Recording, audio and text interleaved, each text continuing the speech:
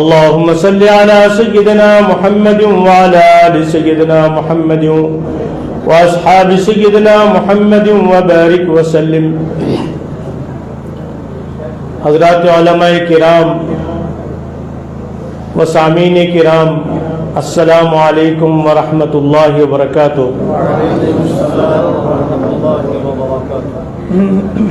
آج میں اپنے آبائی وطن ضلع پونچھ میں حاضر ہوا ہوں اور آپ کے اس ادارے مدرسہ زینت الاسلام میں پہلی مرتبہ حاضری کا موقع ملا ہے. اللہ پاک کا لاکھ لاکھ فضل اور احسان ہے کہ اللہ نے اس جنگل میں اس ادارے کو منظور فرمایا اور حضرت مولانا منظور صاحب دامت برکاتہم کہ جنہوں نے بہت محنت کی اور الحمدللہ یہ عظیم الشان مسجد وجود میں آئی ہے. اور ابھی ادارے کے اور بھی کمرے بننے ہیں، تعمیر بننی ہے. انشاءاللہ ایک وقت آئے گا کہ یہ ایک بہت بڑا ادارہ ہوگا انشاءاللہ. اور مدارس کی جب ابتدا ہوتی ہے تو بالکل ایسی حالت میں ہوتی ہے کہ دیکھنے والوں کو اندازہ بھی نہیں ہوتا ہے. ہمارے حضرت علامہ مفتی عبدالغنی ازہری نور اللہ مرقدہ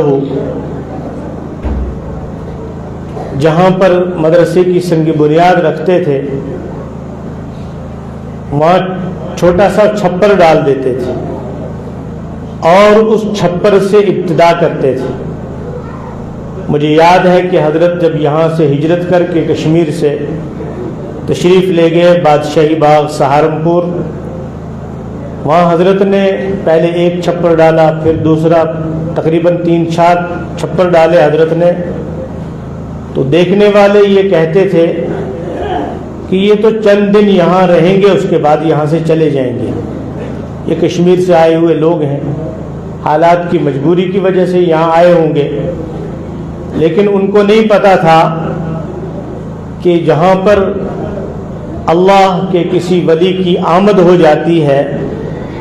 وہ اس کا مسکن بن جاتا ہے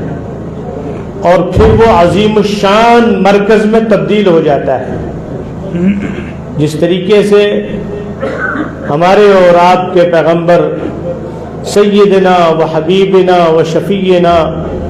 حضرت محمد الرسول اللہ صلی اللہ علیہ وسلم جب مکہ میں آپ کو طرح طرح سے ستایا گیا، تنگ کیا گیا، آپ کے ساتھیوں پر بھی قافلے حیات کو تنگ کیا گیا، اللہ کی طرف سے حکم ہوا کہ اے میرے پیارے محبوب اب یہاں سے آپ ہجرت کر جائیں مدینہ شریف کی طرف. تو آپ مدینہ گئے اور پھر مدینہ ہی اسلام کا بہت بڑا مرکز اور اسلام کا سینٹر بنا کہ جہاں سے پھر اسلام کی شعائیں نہ صرف مدینہ میں گھر گھر میں پہنچی بلکہ عرب کا کوئی خطہ، کوئی علاقہ ایسا نہ رہا کہ جہاں جو ہے وہ دین کی شمع نہ پہنچی، جہاں اس کی روشنی نہ پہنچی. میرے بھائیوں اور بزرگوں، اللہ رب العزت نے اس دنیا میں انسان کو پیدا کیا اور پھر انسانوں میں ہی اللہ پاک نے اپنے بندوں کو، اپنے محبوب بندوں کو پسند فرمایا، منتخب فرمایا، جن کو ہم حضرات انبیاء علیہ السلام کے نام سے یاد کرتے ہیں. کوئی نبی بھی اپنی مرضی اور اپنی چاہت سے پیغمبر نہیں بنا ہے بلکہ اللہ کے چاہنے سے وہ نبی بنا. اور اللہ نے ہر علاقے کی طرف، ہر قوم کی طرف انبیاء علیہ السلام مبعوث فرمائے. دنیا کی کوئی جگہ ایسی نہیں، کوئی علاقہ ایسا نہیں، کوئی بستی ایسی نہیں اور کوئی زبان بولنے والی قوم ایسی نہیں ہے کہ جس کی طرف اللہ نے کوئی نہ کوئی پیغمبر اور نبی نہ بھیجا ہو، بلکہ سب سے زیادہ انبیاء علیہ الصلوۃ والسلام قوم بنی اسرائیل کی طرف بھیجے گئے، اور قوم بنی اسرائیل نے سب سے زیادہ انبیاء علیہ الصلوۃ والسلام کو تکلیفیں پہنچائیں، ان کی دعوت کو قبول نہیں کیا، ان کو ستایا، تنگ کیا، حتیٰ کہ ان کو قتل سے بھی دریغ نہیں کیا، ان کو قتل کیا۔ تو سب سے آخر میں اور ان انبیاء علیہ الصلوۃ والسلام کے لیے اللہ نے